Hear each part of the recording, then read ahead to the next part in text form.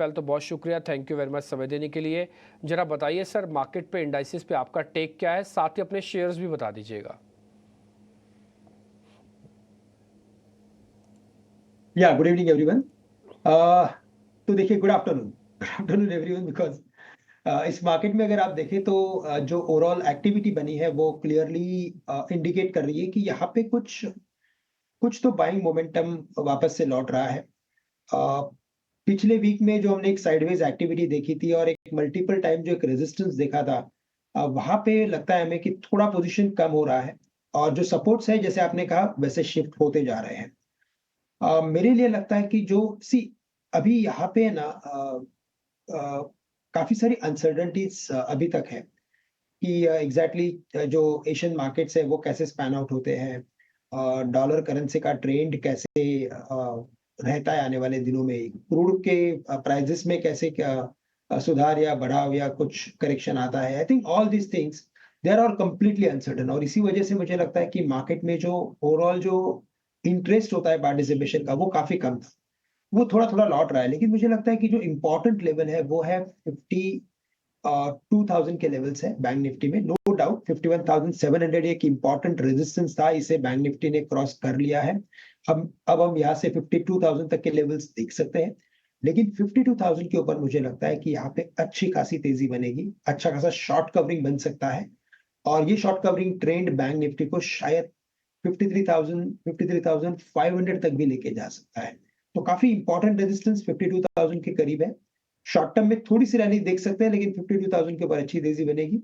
Supports shift हो चुके हैं, 51,000 51,200 पे सपोर्ट बैंक निफ्टी के आ चुके हैं। और निफ्टी के लिए स्पेसिफिकली देखा जाए तो मुझे लगता है कि अभी भी यहाँ पे काफी बड़ी जगह है।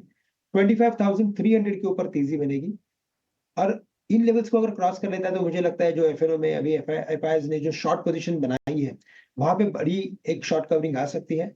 और उस पर्टिकुलर केस में हम निफ्टी को एक बार 25,800 से लेकर 900 तक भी जाते देख सकते हैं। तो काफी एक इंपॉर्टेंट बड़े रेजिस्टेंस के करीब मार्केट जा रहा है, लेकिन इन लेवल्स को क्रॉस करने दीजिए, उसके बाद बड़ी एक्शन हमें देखने मिलेगी। स्टॉक स्पेसिफिक बात करनी है तो मुझे लगता है कि यहाँ पे टेक महिंद्रा एक काफी अच्छा टेक्निकल फॉर्मेशन बना है। एक रेक्टेंगल फॉर्मेशन बना था, उन लेवल्स के क्रॉस होने के बाद इसमें जो तेजी बनी है वो क्लियरली इंडिकेट कर रहा है कि स्टॉक अपने प्रीवियस हाई के करीब जा सकता है, जो तकरीबन 1830-1850 के करीब के हैं। तो करंट लेवल से अगर मैं टेक महिंद्रा लॉन्ग करता हूं तो मुझे स्टॉप लॉस रखना पड़ेगा एट 1600। थोड़ा बड़ा स्टॉप लॉस है, लेकिन गुंजाइश है, 200-250 रुपए की गुंजाइश करंट लेवल से दिखाई देती है। साथ ही साथ मुझे लगता है कि इसके अलावा अगर कोई दूसरा ट्रेड अगर लेना है इस मार्केट में, तो हमें लगता है कि फार्मा में लुपिन लेबोरेटरीज पे फोकस किया जा सकता है, क्योंकि यहाँ पे एक बड़ा जो उसका ट्रेंड है वो काफी स्ट्रांग है। करंट लेवल से अगर मैं लुपिन को लॉन्ग करता हूँ 2230 2238 में, तो मुझे स्टॉप लॉस रखना पड़ेगा एट 2190, लेकिन टारगेट्स नजर आते हैं मुझे 2325 से लेकर 2350 के। तो लुपिन और साथ ही साथ टेक महिंद्रा, इन दो स्टॉक्स में हम कुछ लॉन्ग की पोजीशन बना सकते हैं। फॉर बैंक्स मुझे लगता है कि काफी चल चुके हैं, तो स्टॉप लॉस और रिस्क रिवॉर्ड रेशियो जो होता है वो उतना फेवरेबल नहीं है, लेकिन कोई करेक्शन अगर आता है तो बिल्कुल प्राइवेट बैंक्स के ऊपर ध्यान रख सकते हैं। श्रीकांत जी की पूरी विस्तार से एनालिसिस बाजार की, और ये दो शेयर भी, एक आईटी का शेयर, एक फार्मा का शेयर। फार्मा से ल्यूपिन और आईटी में टेक महिंद्रा, जो कि आज निफ्टी के टॉप गेनर्स में भी ये शेयर शामिल हैं। लेकिन और चलेगा, 1690 तक के टारगेट हैं टेक महिंद्रा के लिए, और ल्यूपिन के टारगेट होंगे 2325 के लिए। इंडेक्स के व्यू की बात करें, 25,300 क्रॉस होने दीजिए निफ्टी पर, निफ्टी और रफ्तार दिखाएगा। और निफ्टी बैंक के लिए जो इमीडिएट जो रेजिस्टेंस है वो है 52,000 का, उसके ऊपर आपको रफ्तार और बढ़ती हुई दिखेगी। ये पूरी की पूरी समग्रता के साथ रणनीति हो गई।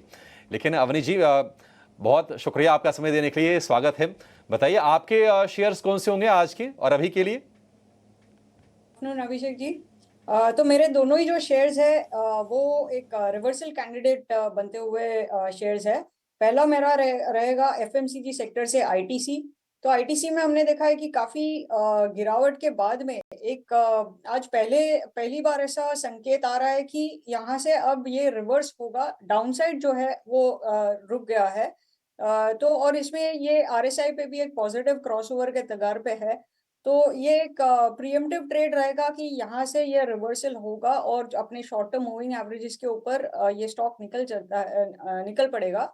इसमें फ्यूचर्स में ओपन इंटरेस्ट में जो एडिशन हो रहा था शॉर्ट साइड पे, वो भी रुक चुका है और थोड़ा थोड़ा लॉन्ग एडिशन होना स्टार्ट हो चुका है। तो आईटीसी में पहला ट्रेड रहेगा, करीबन 495 से 497 के रेंज में इसमें खरीदारी करेंगे। 512 का इसका पहला टारगेट रहेगा और उसके ऊपर अगर सस्टेन करता है तो ये 520 तक चल सकता है स्टॉक। और इसमें आपको स्टॉप लॉस लगाना है 485 का। और दूसरा मेरा स्टॉक रहेगा gas authority of India, GAIL. तो गेल में higher high higher low formation हमें दिख रहा है पिछले 3-4 दिनों से, और अपने शॉर्ट टर्म मूविंग एवरेजेस के ऊपर ऑलरेडी ये स्टॉक निकल चुका है। इसमें फ्यूचर्स में लॉन्ग एडिशन होना स्टार्ट हो चुका है, तो ये स्टॉक भी ऊपर की तरफ 242 तक चल सकता है। करीबन 230 से 229 के बीच में अभी चल रहा है। तो यहाँ पे हम इसमें खरीदारी करेंगे 242 के टारगेट के लिए, और स्टॉप लॉस हमें लगाना है 224 का। Gas authority of India limited GAIL के शेयर के लिए टारगेट होगा 242 का, स्टॉप लॉस 224 का। अच्छा, अब अगर आप गैस वाले जो सीडीजी वाली जो कंपनीज है ना, चाहे आईजीएल एमजीएल, उनको देखेंगे तो वहां पर आज काफी ज्यादा कमजोरी है।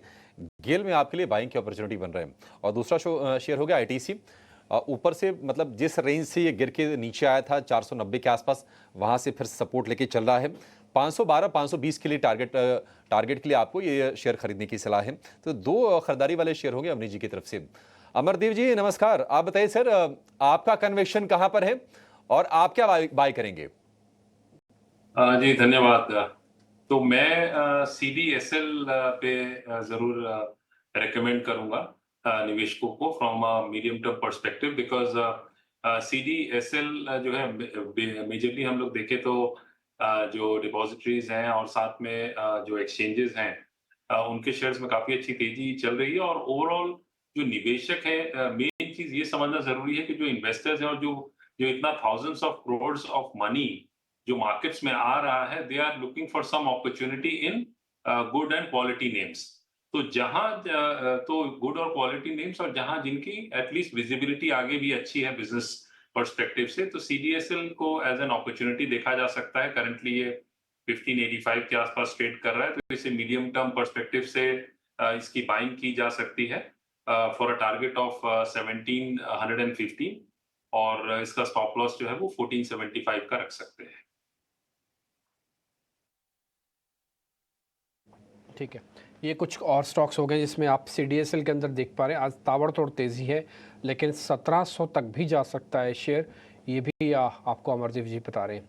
1475 का ट्रेलिंग स्टॉप लॉस जरूर लगाइए जिन्होंने पहले से पकड़ रखा है इस शेयर को। तो आगे बढ़ते हैं, आज रिलायंस के नतीजे आने वाले हैं। नतीजे कैसे रहने वाले हैं पहले जरा सौमित सरकार से जानेंगे, फिर मयूरेश सर आप भी जरा नंबर्स को सुन लीजिएगा, देख लीजिएगा कमेंट्री किस तरह की कैलकुलेशन बिठाई जा रही है हमारी तरफ से, एक बार जरा आप भी पहले जानेगा, फिर मैं एक टेक आपसे भी लूँगा सर। तो सौमित पहले आप बताओ नंबर्स कैसे आ रहे हैं? रिलायंस इंडस्ट्रीज अपने सेकंड क्वार्टर के नंबर्स रिलीज करने वाला है, और अगर आप देखेंगे ओवरऑल नंबर्स जो है कंसोलिडेटेड बेसिस पे वो थोड़े बहुत म्यूटेड आ सकते हैं। रेवेन्यूज अगर आप देखेंगे तो फ्लैट रहेंगे, एबिटा में करीब 2% की ग्रोथ एक्सपेक्टेड है, एबिटा मार्जिन 16.9% के आसपास आने की एक्सपेक्टेशंस है, और नेट प्रॉफिट की अगर हम बात करें तो वो 4% हायर हो सकती है ऑन सिक्वेंशियल बेसिस। अब नंबर्स म्यूटेड इसलिए है क्योंकि जो टेलीकॉम नंबर्स है उसके नंबर स्ट्रॉन्ग होंगे, बट उसके सामने अगर आप देखेंगे तो O2C और oil and gas exploration business जो है वहाँ के नंबर्स काफ़ी म्यूटेड या वीक आएंगे, और इसी कारण ओवरऑल नंबर्स अगर आप देखेंगे तो वो भी म्यूटेड होंगे। अब O2C सेगमेंट की अगर एबिटा की हम बात करें तो वो 5% लोअर होंगे ऑन सिक्वेंशियल बेसिस, करीब 12,500 के आसपास ये नंबर आने की एक्सपेक्टेशंस है। अब ये बिजनेस वीक इसलिए है क्योंकि अगर आप देखेंगे तो सिक्वेंशियल बेसिस पे जो सिंगापुर क्रॉस रिफाइनिंग मार्जिन था वो भी फ्लैट था, और उसके साथ अगर आप पेट्रोकेमिकल मार्जिन देखेंगे तो वहाँ पे भी कुछ ग्रोथ देखने नहीं मिला, और इसी कारण अगर आप देखेंगे तो O2C सेगमेंट जो है वो वीक आ सकता है। अब oil and gas exploration segment की अगर हम बात करें तो वहाँ पे जो एबिटा नंबर है वो 1% लोअर आने की एक्सपेक्टेशन है, नंबर करीब 5,150 करोड़ के आसपास आने की एक्सपेक्टेशन है। अब ये नंबर में डिक्लाइन इसलिए है क्योंकि हल्की सी प्रोडक्शन डिक्लाइन आने की एक्सपेक्टेशन है KG D6 में, और उसी के साथ जो गवर्नमेंट की प्रॉफिट शेयरिंग है वो भी बढ़ रही है, और इसी कारण हम अगर ओवरऑल बेसिस पे देखें तो oil and gas exploration business की एबिटा भी लोअर आ सकती है। अब रिटेल बिजनेस की अगर हम बात करें तो वहाँ पे 10% की रेवेन्यू ग्रोथ है, बट एबिटा ग्रोथ सिर्फ 4% की है, तो रिटेल बिजनेस में भी मार्जिन कॉन्ट्रैक्शन एक्सपेक्टेड है रिलायंस इंडस्ट्री से सेकंड क्वार्टर में। बट जो ग्रोथ हमें रिटेल बिजनेस में दिखेगी वो पूरे स्टोर एडिशन, न्यू ब्रांड्स जो कंपनी ऐड कर रही है और फुटफॉल बढ़ने के कारण देखने मिल सकती है। अब रिलायंस जो कि टेलीकॉम आर्म है रिलायंस इंडस्ट्रीज़ की, उसकी अगर हम बात करें तो काफ़ी स्ट्रॉन्ग नंबर्स आने की एक्सपेक्टेशंस है। रेवेन्यू करीब 7% हायर हो सकता है, एबिटा 8% से ग्रो कर सकती है। एबिटा मार्जिन की अगर हम बात करें तो 53.2% के आसपास आने की एक्सपेक्टेशंस है। नेट प्रॉफिट ग्रोथ करीब 14% आने की एक्सपेक्टेशंस है। आरपू जो कि सबसे की नंबर है टेलीकॉम कंपनी के लिए, वो 6% से बढ़कर 193 पे आने की एक्सपेक्टेशंस है। बट सब्सक्राइबर बेस अगर हम देखें तो वहाँ पे थोड़ा बहुत कॉन्ट्रैक्शन एक्सपेक्टेड है ऑन अ सिक्वेंशियल बेसिस। अब जो पूरा ग्रोथ हमें टेलीकॉम बिजनेस में दिख रहा है वो टैरिफ हाइक की वजह से दिख रहा है। आरपू ग्रोथ सबसे हाईएस्ट होगी पिछले 10 क्वार्टर में, बट ये टैरिफ हाइक लेने के कारण अगर आप देखेंगे तो सब्सक्राइबर बेस में डिक्लाइन आने की एक्सपेक्टेशंस है। और ये पहली बार होगा पिछले 10 क्वार्टर में जहाँ पे रिलायंस जियो के सब्सक्राइबर बेस में हमें डिक्लाइन देखने मिल सकता है। और ये प्योरली टैरिफ हाइक लेने के कारण जो कस्टमर चर्न होता है उसके वजह से हो रहा है। पहले भी जब कंपनीज ने टैरिफ हाइक लिया था हमें ये देखने मिला था। बट याद रखिएगा ये जो टैरिफ हाइक हुआ है उसका पूरा बेनिफिट सेकंड क्वार्टर में नहीं रियलाइज हो रहा है। आगे चल के भी 2 क्वार्टर्स में इसके बेनिफिट रियलाइज होंगे, क्योंकि रिलायंस जियो के जो कस्टमर्स है वो लॉन्गर वैलिडिटी प्लान्स में है। तो कुल मिला के 3 क्वार्टर लग जाते हैं पूरे टैरिफ हाइक बेनिफिट को फाइनेंशियल्स में रिफ्लेक्ट होने के लिए। उसके अलावा किन चीज़ों पे ध्यान रखनी होगी रिलायंस इंडस्ट्रीज के नंबर पे, क्या कमेंट्री आ रही है मैनेजमेंट की रिफाइनिंग और पेट्रोकेमिकल बिजनेस के आउटलुक को लेकर, न्यू एनर्जी बिजनेस का रोड मैप क्या है, क्या टाइमलाइंस है कब प्लांट्स प्रोडक्शन शुरू करेंगे, उसी के साथ कस्टमर का बिहेवियर कैसा रहा है टैरिफ हाइक होने के बाद, ये जानना भी इंपॉर्टेंट होगा। उसी के साथ जियो फाइबर की ग्रोथ और कंपनी के आगे की कैपिटल एक्सपेंडिचर प्लान जानना भी ज़रूरी होगा रिलायंस इंडस्ट्रीज के रिजल्ट से। ठीक है सुमित, बहुत शुक्रिया, थैंक यू वेरी मच, सारा डिटेल में आपने बता दिया। मयूरेश सर, जरा आपने सुन भी लिया होगा, आपका टेक चाहिए सर रिलायंस पे। Afternoon, Divyji. Afternoon, Abhishek ji, and afternoon to everyone on the panel. So I think would concur with most part जो सौमित ने कहा है। दो चीजें आई थिंक, जो अपस्ट्रीम बिजनेस है यहाँ पे थोड़ी सॉफ्टनेस जरूर देखी जाएगी, and because of what we probably see in Singapore GRMs एक समय पे तो नेगेटिव ट्रेड में निकल गए थे, बट रिलायंस के पास मल्टीपल फीड स्टॉक्स के ऑप्शन होने के कारण I think Singapore GRMs at least would be relatively better placed. जो पेटकेम वाला बिजनेस है वहां पे जो डिमांड सप्लाई डायनेमिक्स है obviously is not favouring demand at this juncture, और इसलिए जो एंड प्रोडक्ट प्राइसेस है इसमें धीमापन जरूर देखा जाएगा, and because of that I think जो स्प्रेड्स होते हैं for the petchem business as whole can be a little bit lower sequentially as well. जो रिटेल ओरिएंटेड बिजनेसेस है, Reliance retail should be having a softish quarter, but I think एक steady show रहेगा। Obviously I think Jio का जो performance है because of the tariff hikes जैसे सौमित बता रहे थे is going to be relatively better, but मेरे अनुमान में आई थिंक जो कमेंट्री रहेगी स्पेसिफिकली रिटेल को सराउंड करते हुए, specifically on the Reliance retail business with the festive season expected in Q3, I think Q3 Q4 के आंकड़े रिलेटिवली बेटर होने चाहिए। जितने उन्होंने स्टोर ओपनिंग्स की हैं पिछले कुछ तिमाहियों में वहां पे थोड़ा फुटफॉल्स और जो फिक्स कॉस्ट अब्जॉर्प्शन है ये थोड़ा बेहतर होना चाहिए सेकंड हाफ के लिए, इसलिए retail focus businesses should do really well in the second half. Obviously I think जो न्यू एनर्जी बिजनेसेस हैं और जो हम एक्सपेक्टेशन बांध के रखते हैं O2C बिजनेस को लेके वहां पे कैसे आई थिंक डिमांड डायनामिक्स वापस आते हैं ये देखना बहुत लाजमी होगा, but it seems to be a little bit difficult with what China is going through for the overall market, और इसलिए आई थिंक ये बिजनेसेस सबड्यूड रहेंगे।